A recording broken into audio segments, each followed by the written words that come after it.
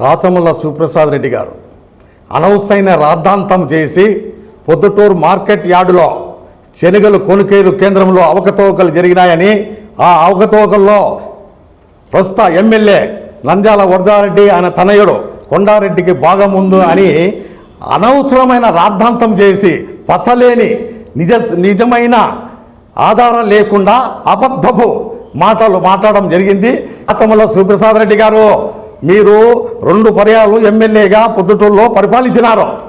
మీ గురించి ప్రజలందరికీ తెలుసు. మీకు ప్రత్యేకంగా బీసీలు అంటే ఒక చిన్న చూపు. ఒక మార్కెట్ యార్డ్ చైర్మన్గా వడ్డీ బాలుడు అనే బీసీ కులానికి చెందిన వ్యక్తికి మార్కెట్ యార్డ్ చైర్మన్ పదవి ఇస్తే మీరు ఏమని మాట్లాడతారు? ఉత్సవ విగ్రహము అంటారు. ఏం లాంగ్వేజ్ అయ్యా? బీసీలకు ఇచ్చే గౌరవం ఇదేనా? అతని యోగ్యత లేదా? కానీ చిన్న చూపు మాట్లాడేది తగ్గించుకోవాలని నేను మాట్లాడుతున్నా. అదే విధంగా మన పొద్దుటూరులో రసూల్ గౌస్ అనే మైనార్టీ ఒక కార్యకర్త, తెలుగుదేశం కార్యకర్త ఉన్నాడు. అతను చిన్నతనం నుంచి కూడా వరదరారెడ్డి కుటుంబానికి నమ్మిన వ్యక్తి. వాళ్ళే చదివించి విద్యాభ్యాసాలు నేర్పించి ఉద్యోగం కూడా ఇవ్వడం జరిగింది. అతను నమ్మిన వ్యక్తిగా ఆ కుటుంబంలో ఉన్నాడు. అతను ఒక ఫ్లెక్సీలు వేయడము, అతని గురించి గొప్పగా చెప్పుదే తప్పేమిటయ్యా?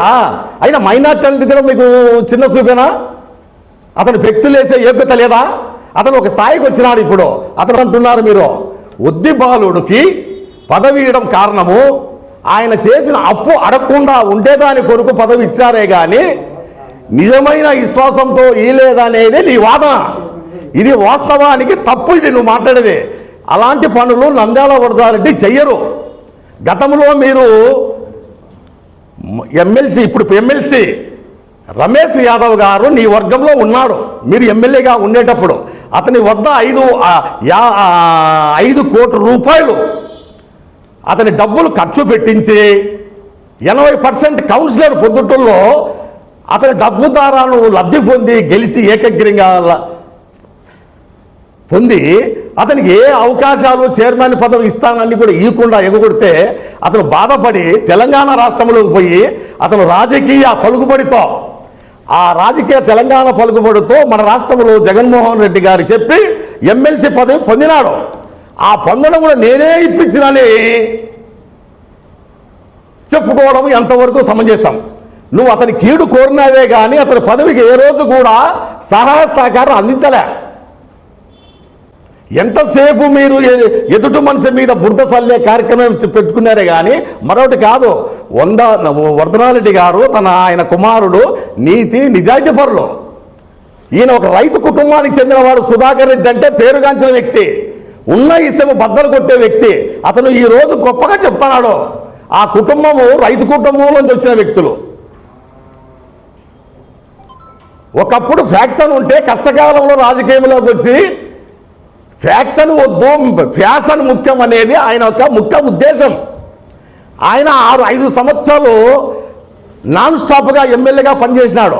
తర్వాత 15 సంవత్సరాలు గ్యాప్ వచ్చినా తిరిగి ఎమ్మెల్యే గెలిచినాడంటే ఒక నిజాయితీ పరుడు కాబట్టే ప్రజలు కోరిక మేరకే గెలిచినాడు తప్ప నువ్వు ఎన్ని అవాకులు చవాకులు పేల్చినా కూడా, ఆయనను అగౌరవపరిచినా కూడా నువ్వు బలవంతుని కావు, నువ్వు బలహీనుడివే.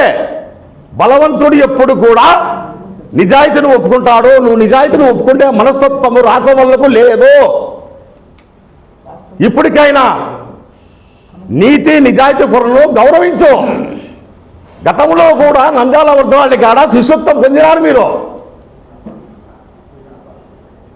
గురువుని మించిన శిష్యుడు ఉండాలే కానీ గురువు మీదకే పంగనామాలు పెట్టే మనస్తత్వం మీది.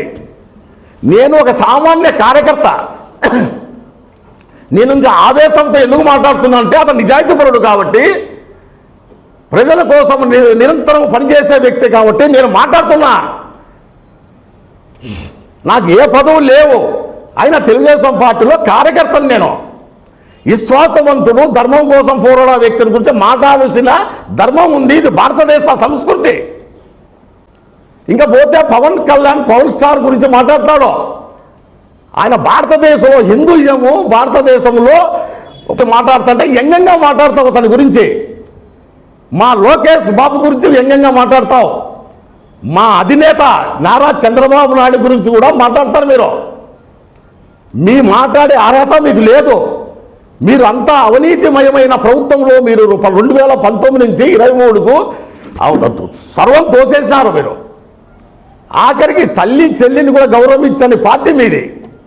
ఈరోజు మీ అధినేత నీవు గొప్పలు చెప్పుకుంటున్నారే తప్పక ప్రజలు ఏ రోజు కూడా మీకు ఎప్పుడు కూడా అవకాశం ఇయ్యరు.